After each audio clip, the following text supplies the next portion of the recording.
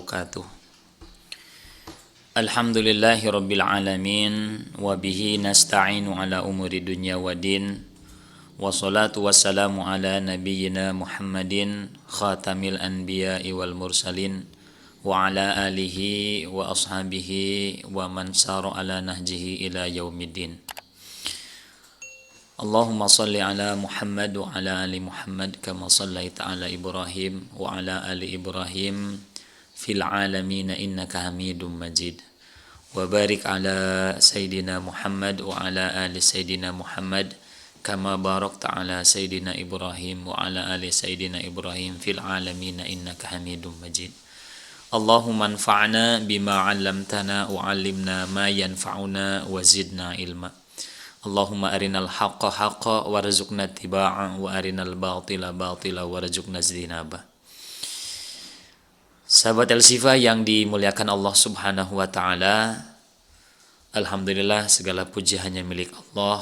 Di kesempatan pagi hari yang berbahagia ini, kita semuanya diliputi keberkahan Allah Subhanahu wa taala. Kita hari ini, di pagi hari ini diliputi kenikmatan Allah Subhanahu wa taala.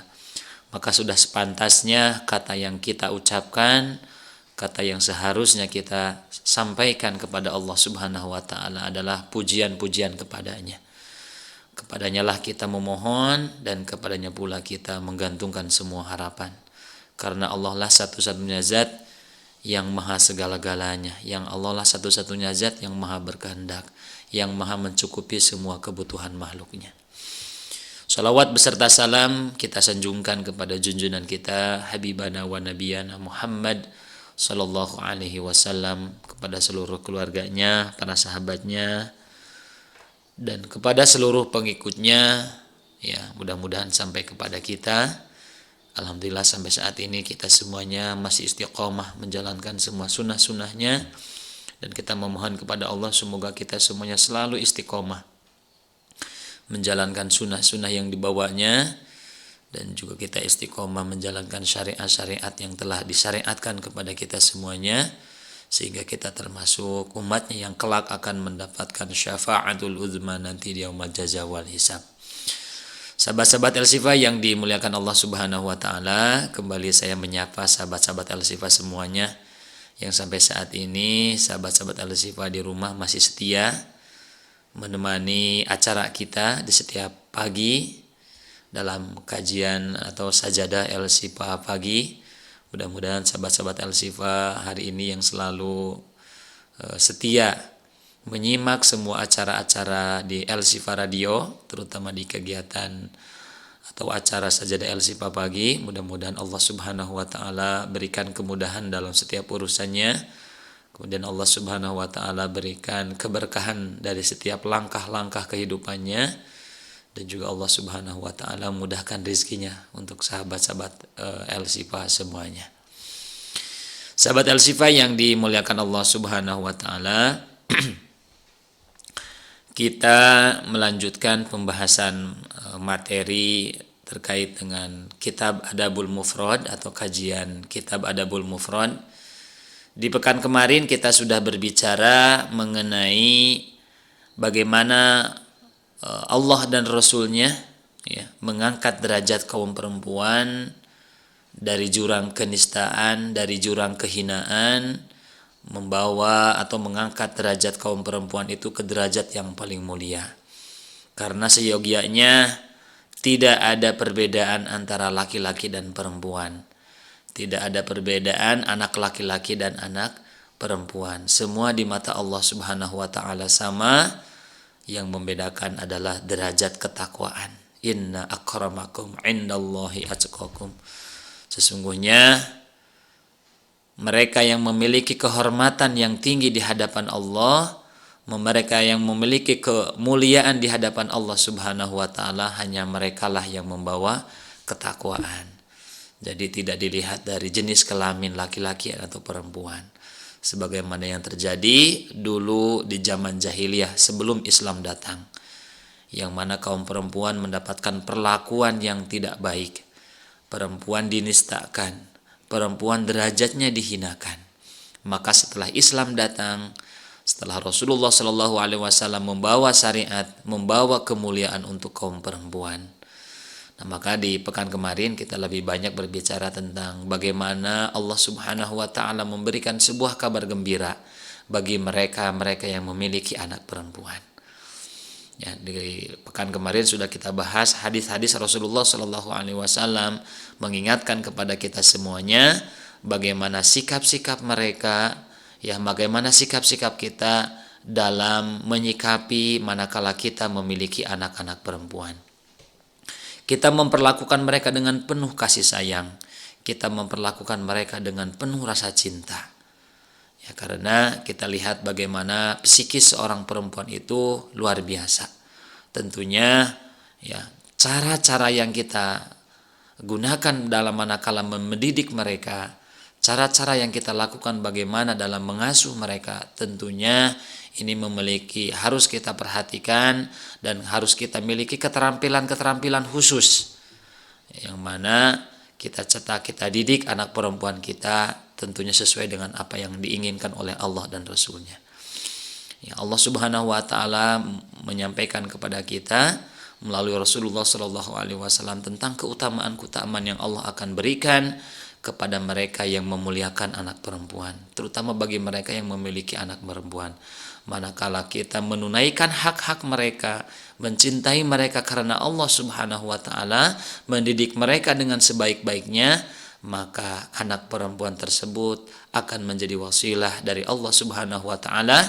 Kita dibebaskan dari nerakanya Allah Subhanahu wa taala dan menjadikan kita sebagai ahli surganya Allah Subhanahu wa taala. Di dalam kitab ini Imam Bukhari menjelaskan terlebih dahulu tentang hal-hal yang tadi, ya, yang mana kaum perempuan itu harus mendapatkan posisi yang baik, ya, anak perempuan itu harus mendapatkan posisi terbaik di hati ayah dan bundanya.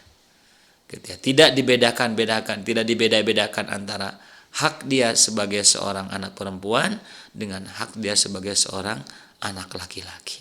Pola asuhnya pun harus kita samakan, kasih sayangnya pun kita harus samakan. Ya, na'udzubillah, jangan sampai kita terbawa oleh pemahaman jahiliyah.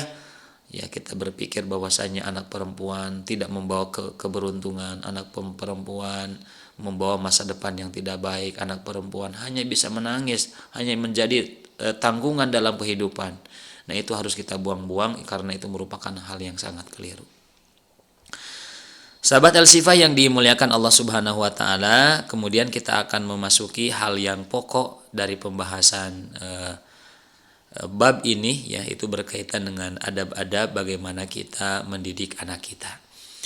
Sahabat-sahabat Al-Sifah yang dimuliakan Allah Subhanahu wa taala, saya rangkum dalam kajian kitab ini setidaknya ada 4 hal yang harus kita lakukan bagaimana manakala kita mendidik anak-anak kita, manakala kita memiliki anak, apa yang harus kita lakukan, pendidikan apa yang harus kita berikan kepada mereka.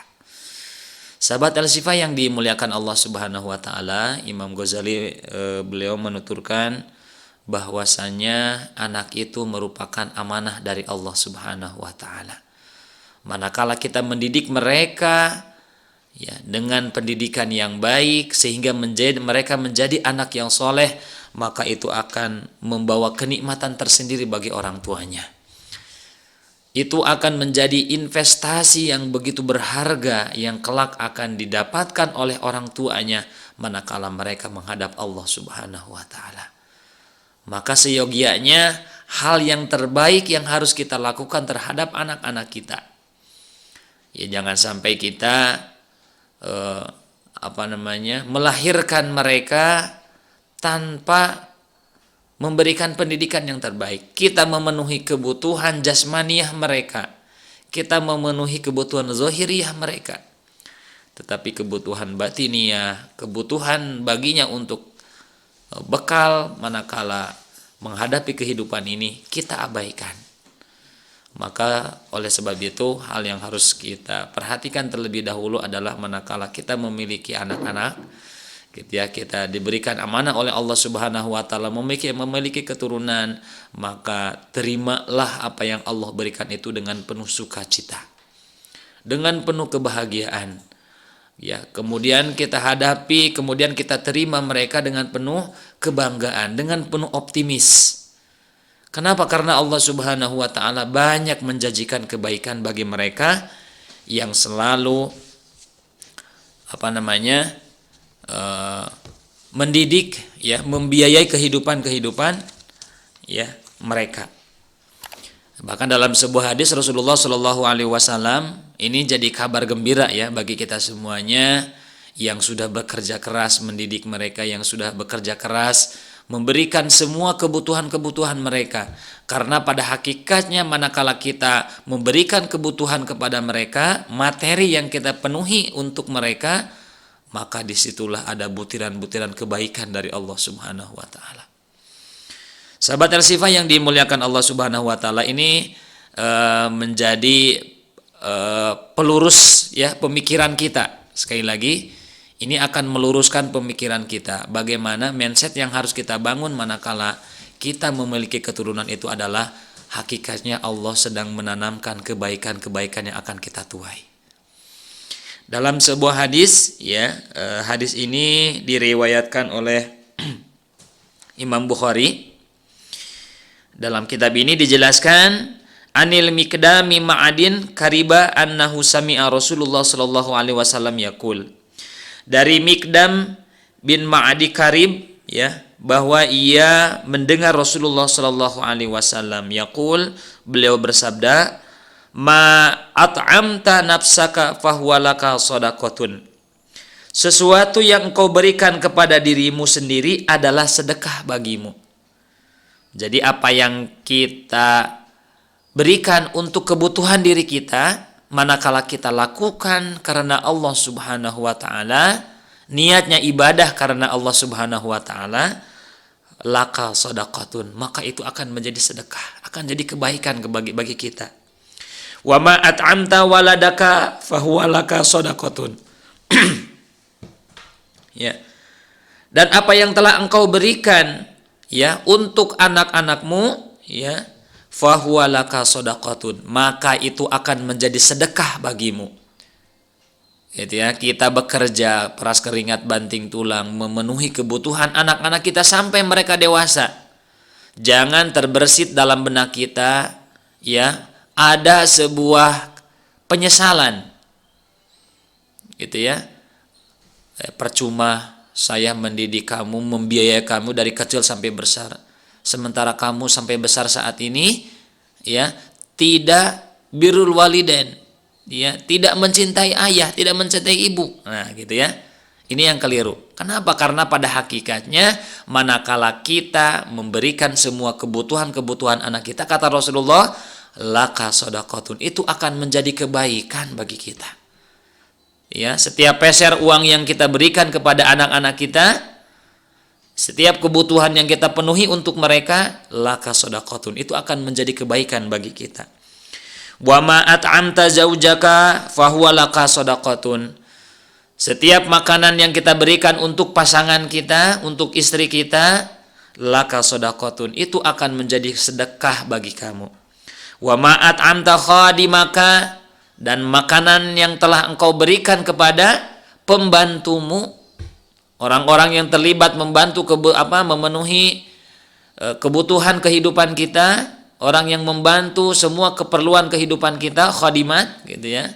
Ini bagi sahabat-sahabat Al-Sifah yang memiliki pembantu, niatkanlah karena Allah. Kita menggaji mereka, kita memberikan makan kepada mereka, kemudian kita menyayangi mereka, kemudian kita memberikan hak-hak mereka.